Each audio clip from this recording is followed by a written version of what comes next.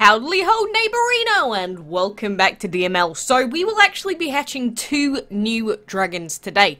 And actually, to be able to house both of them, I had to sell off my noble dragon.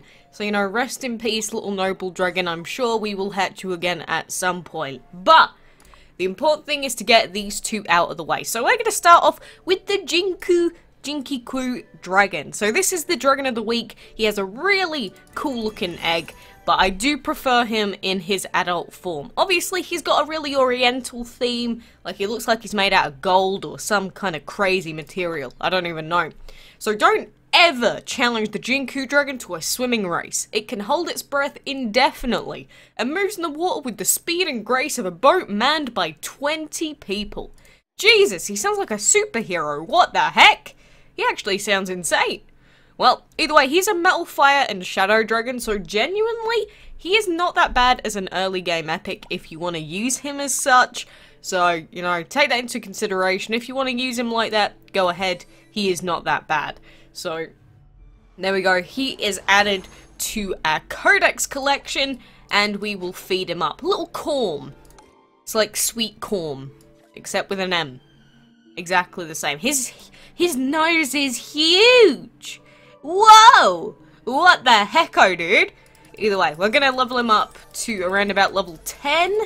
So 6, 7, 8, 9, 10. There we go. And look at him. He looks divine. He actually does kind of look like he could be a divine dragon to me. I don't know, maybe he's not quite godlike enough or as powerful as he needs to be, but he still sounded pretty good from his description.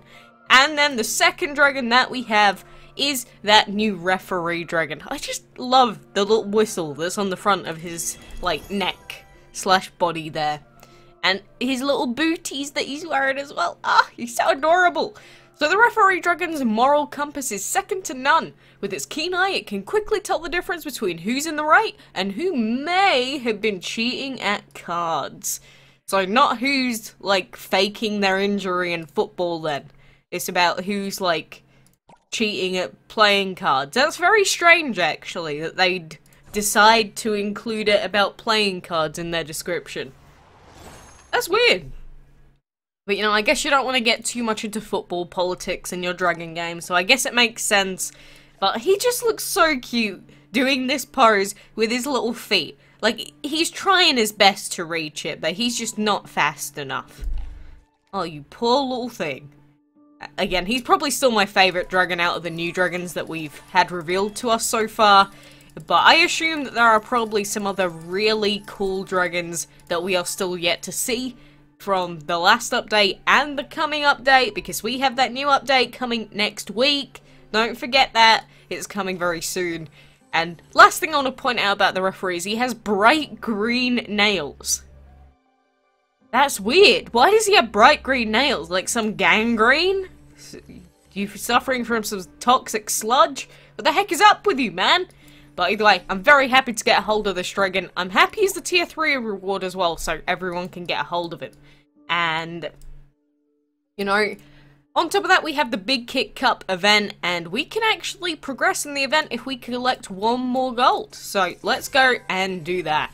So there is another milestone complete in the Big Kick Cup event. We got Legendary Habitat, claim that bad boy, and now we are on tier 6. So for tier 6, we have to breed elemental hybrids, use Dragon Fury, oh, really? That's a pain in the butt, and collect food. So we will go and collect the food first, nice and simple. It doesn't really matter what food you put in. It's easy, honestly, to just use the 30-minute sour cone. If you don't have a lot of money, just pop it in. When you collect, you will be done. Pardon my voice. It's doing the thing that it always does, where it explodes.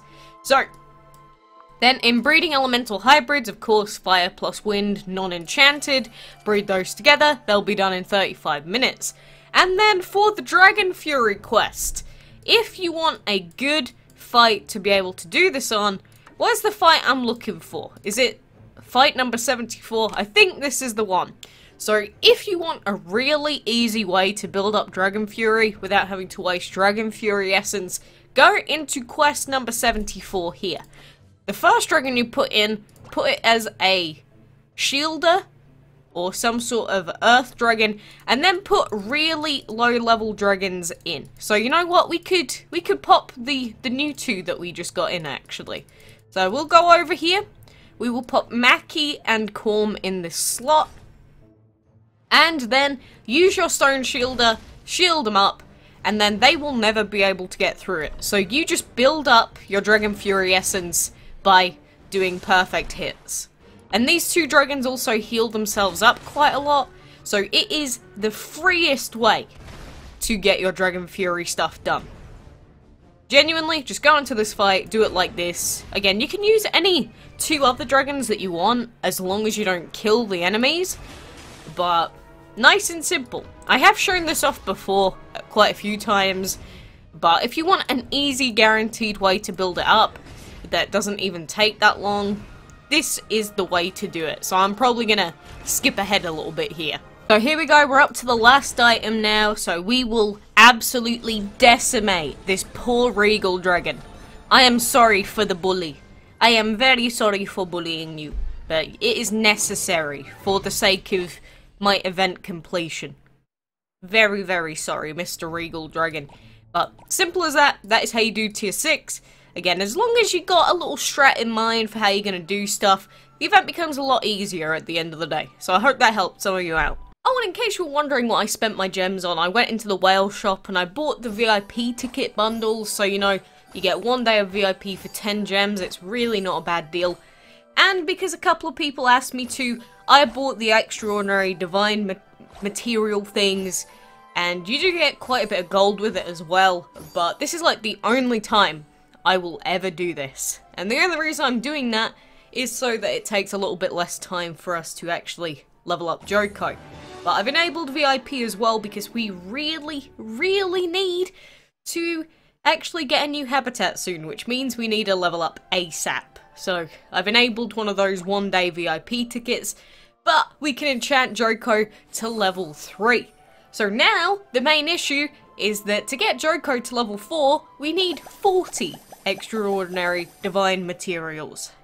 So if getting the ones we needed wasn't annoying enough already, we have another 36 to go. Fantastic. I can't even wait. So since we do have VIP, obviously we've got more portal energy now, and we can use our auto battle tickets 35 times. Oh, it feels so good. So, you know, you can use it on the regular fights. I do recommend using them on heroic mode fights first if you can. But I am going to also skip ahead here after I've done all of these auto battle tickets as well. So as you can see, we've gained a decent amount of gold in that just from using all of those auto battle tickets. And they really are just so good. So, so good. Like, they are the main thing that I adore about having VIP. But, you know, it's not a thing that everyone has access to, of course. And, you know, it is one of the pay-to-win aspects of the game. So although I don't spend any money on gems, like, ever anymore, you know, we still have the ability to do it for a little while now. So I'm happy. I'm happy about that. But we'll just wreck these remaining fights that we have, and then I will probably go and skedaddle. You know, keep trying with your event progress. You know, I'm sure that a lot of people are aiming to get that Neon Dragon. I mean, it is a solo event as well. They've always been... To me, I found solo events a lot easier for the simple fact that you don't have elemental restrictions in solo events. So, even if certain tiers can be a little bit more demanding with how often you have to be logging in, it doesn't really feel as bad when you're not restricted by the sort of elements you're allowed to use. Because that's one of the things about the castle event that is not great, in my opinion. Same with the boss challenge, you know, just holding people back for deciding they want to have one really high level dragon. Why do they have to be penalized for that? Like, technically that is the easiest way and the quickest way to get through the game. So why would you penalize people just for using a dragon that they like? Obviously, it's probably to force them to, you know, have to grind for even longer. But I don't agree, man. I don't think it's right. But, you know, that's been my stance for a very long time.